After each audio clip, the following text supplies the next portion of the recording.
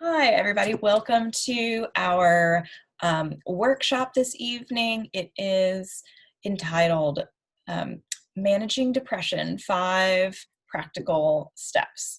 So I'm going to introduce myself. My name is Landry Etheridge. I am a therapist in Charleston, South Carolina.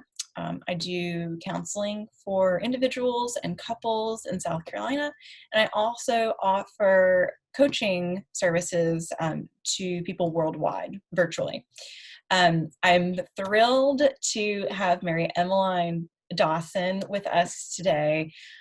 She's a therapist in Birmingham, Alabama, and we actually went to grad school together. So I've known her for a long time, and she's an excellent therapist. And I'll go ahead and let you just, introduce yourself and tell us a little bit about what types of clients you work with.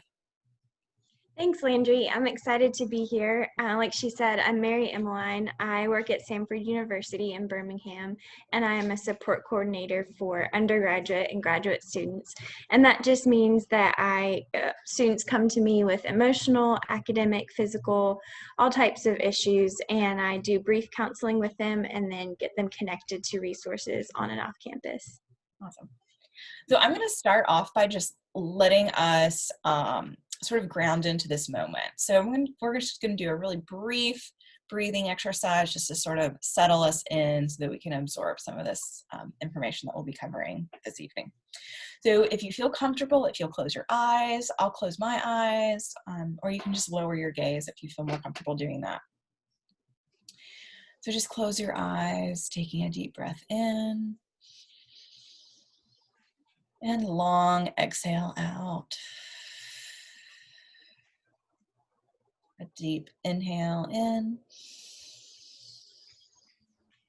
And exhale. One last time, breathing in. And out. As you exhale, become aware of your feet. The soles of your feet, your toes, your heels. Notice the temperature of your feet compared to the room. Moving up your leg, become aware of your ankles, your calves, your shins, your knees. Holding your lower legs in your awareness.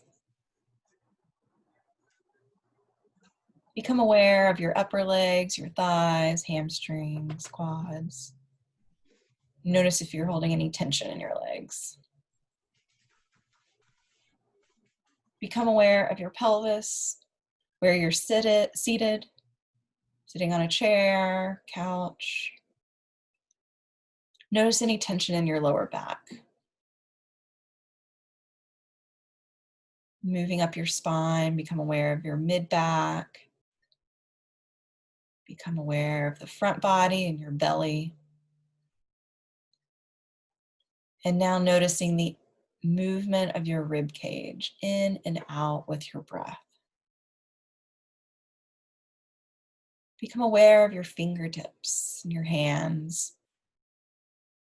your wrists, your forearms, your elbows. Noticing any tension in your upper arms or your shoulders. Hold your upper back in your awareness, noticing any tension there. And your neck, relaxing your throat, your jaw. Become aware of your forehead, relaxing your cheeks, your eyebrows, your ears, your mouth, your tongue. Become aware of the back of your head and the crown of your head.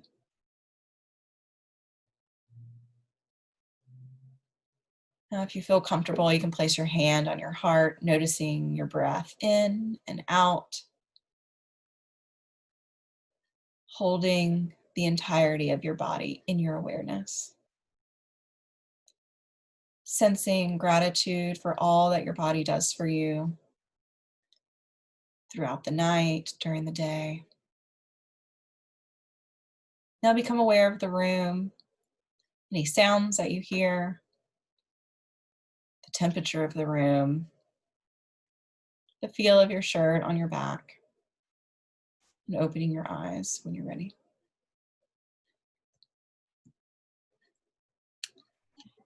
So we're going to go ahead and dive into this material. As we've talked about, have 5 practical steps to move through with you this evening. But before we do that, Mary Emmeline, if you'll share with us just some background information about depression.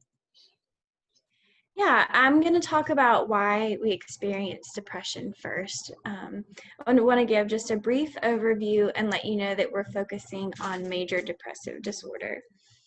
I want to go through some contributing factors, but keep in mind that there's a lot of research to be done and no solid answers as to why one person might experience depression and the other might not.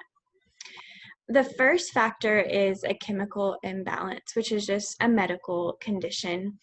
This can happen when chemicals in our brain, such as serotonin, dopamine, norepinephrine, these things get out of balance and start to affect our feelings of happiness and pleasure. So you can learn more about that. We'll share a link in the chat, but just to give you a brief overview, that's one of the ways chemical imbalance can affect us. The other is hormone production and functioning can also lead to depressive states. So hormone changes happen during menopause, childbirth, when you have thyroid problems, lots of different factors there, which is why women are more likely to experience depression than men. In addition to chemical imbalances, there are also genetics and environmental things that play a role. So this could be trauma, death of a loved one, extreme stress like divorce or job loss, isolation, chronic pain or health issues, conflict in relationships. It could go on and on. And you might be more susceptible to depression, so these triggers could look different in another person than they do in you, and vice versa. At the same time, you could be doing great, minimal stressors in life, and depression can still sneak in. So it's not a one-size-fits-all thing. One more factor is negative thinking styles, and we're going to get into this later on, but just keep in mind that these negative patterns in our thought process can contribute to depression, and then that causes more negative thinking, and it's a vicious cycle. And I forgot one other thing researchers have recently talked about is that it's a protective survival mechanism. So you may have heard about fight, flight, or freeze as a trauma response. And similarly, depression kind of numbs us out or immobilizes us against the stress in our environment. Moving on, I want to just say that you are likely going to feel negative emotion and sadness due to negative things happening in your life, like job loss. That's very normal, but there are a few key things that differentiate this normal sadness from depression. So I'm going to get into a few things about identifying it. We're going to start with a quiz, and I want you to just answer. You can write it down or think it in your head, just a simple yes or no to the following phrases. You don't have to share these answers. I want to add that this isn't an official diagnostic assessment. Your doctor can do that. It's just a quick way to see if you are experiencing some symptoms. So we'll begin with this phrase. I feel depressed most of the time. Yes or no? I don't feel like doing what I used to enjoy. I have lost or gained a significant amount of weight without trying. Others have noticed that I am moving slowly. I have no energy. I feel worthless. I feel guilty. I can't concentrate. I keep thinking about death or suicide. These things are affecting me socially or at work. So take a second to review your answers. And if you said yes to at least 5 of these, or you know someone who might have answered yes, then I think the rest of these steps will be helpful towards you. I hope they will be. You can also find out more in what's called the DSM. That's what doctors use to diagnose. I just want to clarify too that as there are these specific symptoms to depression, but it's also going to look different in everyone that aren't in this criteria. So it could be piles starting to form, difficulty falling asleep, crying spells, numbness, having a short temper and exploding, shutting down in conflict, or even digestive and physical problems. So there's a lot of different things that depression can look like. But now we're going to tackle the 5 practical steps to depression. And Mary Emmeline, I love that your sweet dog's in the background. She needed to workshop.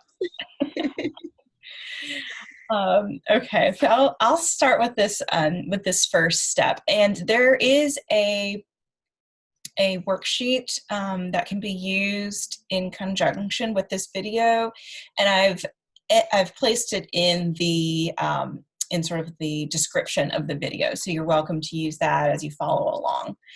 So step 1 is very simply identifying the part, P-A-R-T, identifying the part. So recognizing that these negative emotions are present, not sweeping them under the rug, but acknowledging that they're there. So that second line is negative emotions are a part of me, P-A-R-T. That's important to do twofold. One, to acknowledge that it's there, to identify the part as being present. But second of all, acknowledging that it is just a part of us. It's not all of us. So we're so much more than these emotions or these symptoms. Part of us is feeling depressed, or part of us is feeling down.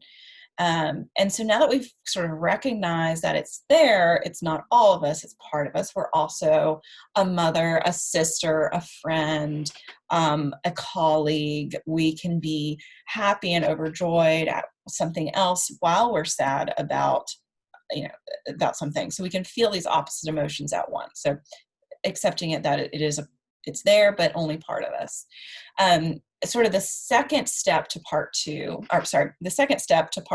1 is determining our approach. So when we're feeling negative emotions or pain or a wound, we have this emotional wound, I want you to think of that part of you as a little kid, a 4-year-old, a 5-year-old, who's upset, who's hurt and crying. Now, if we were to approach this 4-year-old yelling at it, berating it, saying it needs to get its act together, it needs to just be happy, put a grin on your face, is that creating a healing environment for that child? Is that giving that child what it needs? And so as adults, we've all had imperfect parents, every single one of us. As adults, we now have to begin to reparent this inner child that we have. And so that's sort of the second part of this first step. The last line there in the worksheet, parts of me that feel negative emotions need compassion and curiosity. Compassion and curiosity. And so when we acknowledge emotions that we have, sometimes it's scary to do that because we think we're going to get stuck in that emotion, but what it can actually allow us to do is acknowledge it and move through the emotion. So Mary Emmeline's going to lead us through a short guided, what do you want to call it, Mary Emmeline? It's another mindfulness imagery exercise. So if you want to close your eyes, do so, or lower your gaze just like in the last one, and take a few deep breaths to start to imagine yourself in a peaceful place. Imagine what you might hear, see, what you might feel, smell, or taste. And just let yourself feel at rest there. Open your mind and your heart. This is the time that we want to listen to this part of us. So if you can, if you have more time later, get a babysitter, take a shower, take a walk, take some time to really dig into this. But for right now, just try to imagine this depression or this negative thought or feeling you might have.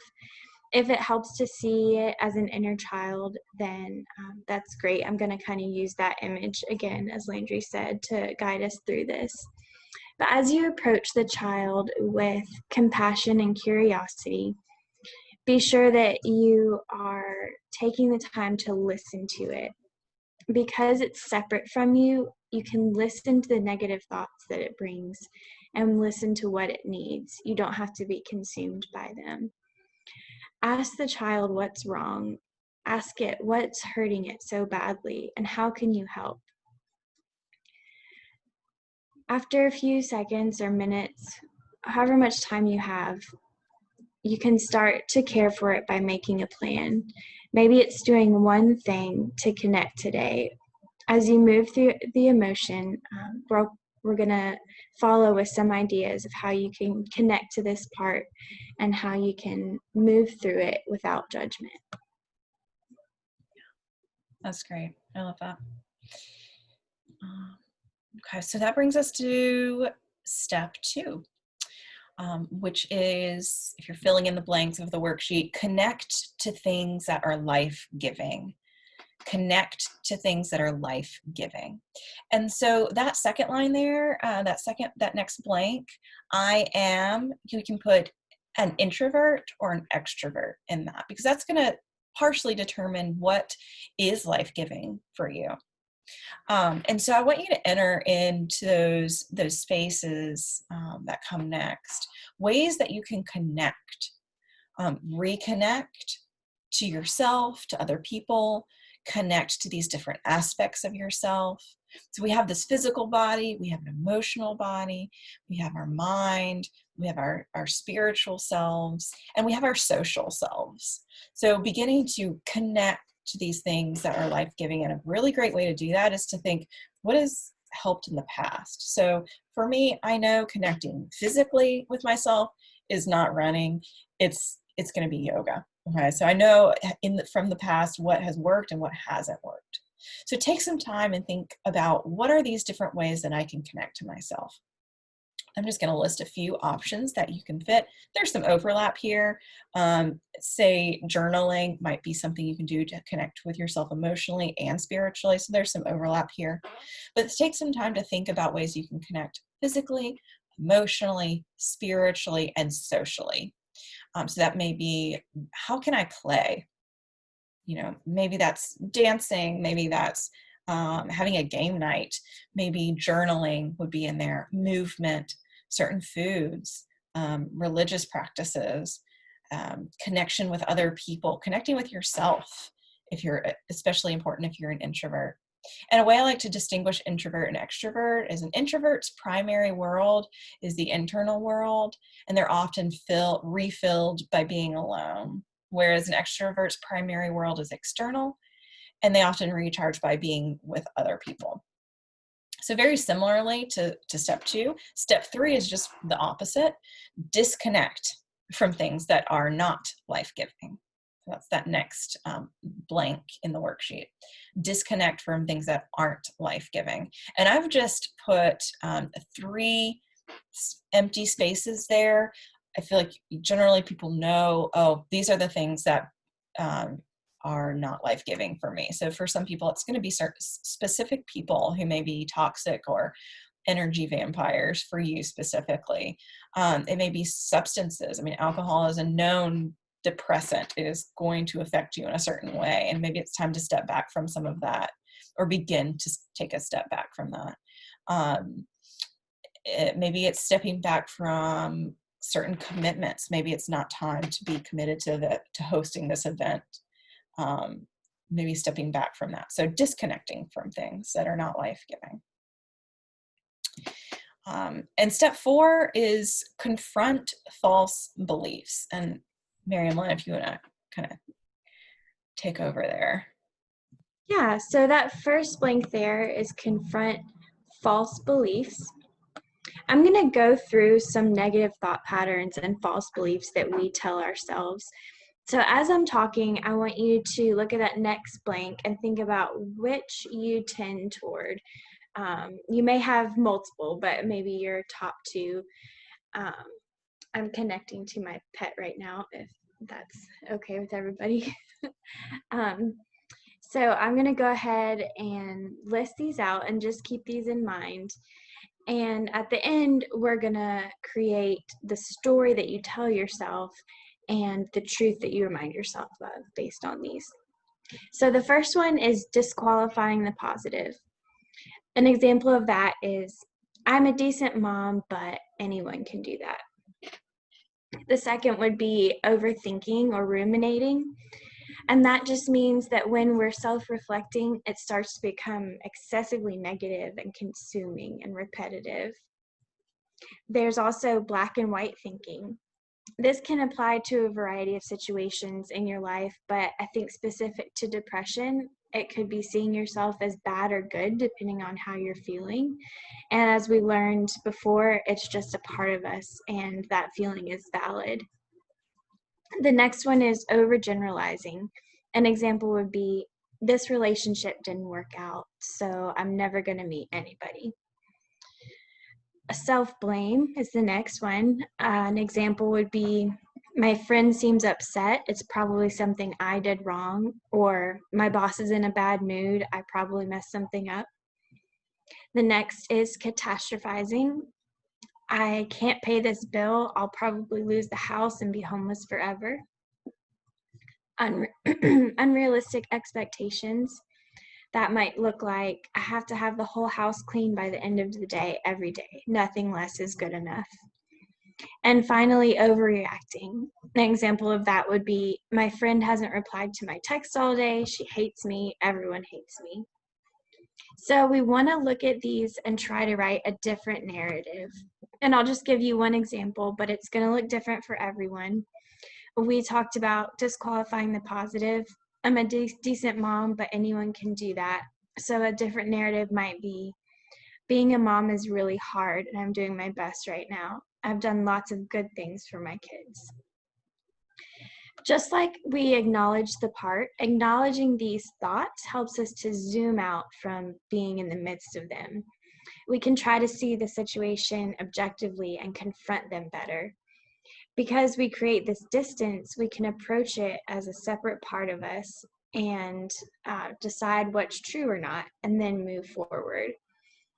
We want to add that this is an oversimplified example of thought patterns, so we definitely suggest working through these one-on-one with a therapist, but even just being aware of them, like we've gone through them, can help you gain some perspective right off the bat. And that leads us to our final step of building a support network. Yeah, so I love that you're, bringing up just the idea of a lot can be really helpful to work through this with another person. So step 5 is build a support network. Build a support network. And then I've left 3 blanks there underneath that one.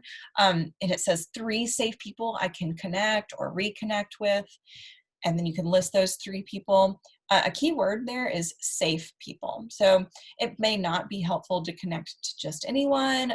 Certain people may actually help increase anxiety and depression. So really learning to recognize what is a safe person and reconnecting or connecting with those people. That's a whole nother topic that I would love to cover in one of these workshops is how to recognize a safe person. But here are some suggestions right off the bat. So a counselor or a therapist. Mary Emmeline's in Alabama, and she's well connected there and would be able to kind of send you in a good direction. I'm practicing therapy, counseling here in Charleston, South Carolina, but I also offer coaching worldwide, virtually. A psychiatrist, it may be really helpful to consider medication management, even for a short period of time. It doesn't have to be a long-term thing. That can certainly help us get through certain periods of time that are especially challenging. And then, of course, there's coaches, there's mentors, there's religious leaders, maybe finding a virtual group online. I actually lead a group for women through meetup.com. It's a virtual group where we do monthly workshops just like this. So there's plenty of online communities as well. And then of course there's friends and family who are, if you consider them safe people for you. There's workshops, articles online. Another great way to find someone, if you do have insurance, is to simply get a list of in-network providers from your insurance company. And then, of course, if you're experiencing thoughts of self-harm or suicide, there's always the resource of the National Suicide Prevention Line, which is 1-800-273-8255. That's 1-800-273-8255. So I hope that this has been helpful for you. Those are our 5 practical steps for managing depression. I'm so thrilled that Mary Emmeline was able to share with you as well. She's a dear friend and an excellent therapist, and we hope you'll stay tuned for future workshops.